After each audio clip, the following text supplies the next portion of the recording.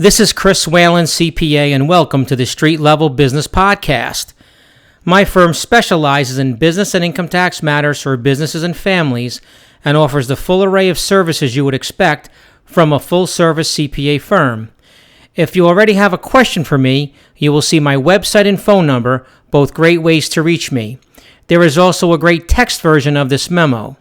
If you're listening to this on my blog page, you will see a link above this video window that says text version. And if you're watching on YouTube, you will see a link in the description to that text version. Today's topic is, don't want to go back to work because unemployment pays more than your old job? I would read this now. Employees, if your pre-lockdown job was offered to you and you refuse to go back to that job and you are collecting unemployment instead, you might be committing fraud unless you meet an exception. Here are the valid reasons that may exempt you. Number 1, you have the virus and are under coronavirus quarantine. Number 2, you have the virus and are under self-quarantine. Number 3, you have coronavirus symptoms and are seeking a medical diagnosis. Number 4, you're caring for someone with coronavirus. Number 5, you're caring for a child because the child's school or place of care is closed or the paid child care provider is unavailable due to the coronavirus. If you are unable to prove any of the 5 above, you are committing fraud by collecting unemployment and not returning to the position offered to you.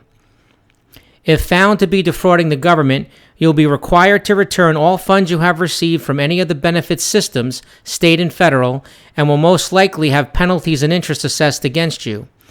The employer by law has to report refusal to return to work to the SBA and the state unemployment divisions. Also, when you're certifying your weekly unemployment benefits, at least for New Jersey, you have to acknowledge that you're not committing fraud by claiming benefits you're not entitled to. And it asks if work is available also. Be extremely careful when answering, as you are answering under penalties of perjury.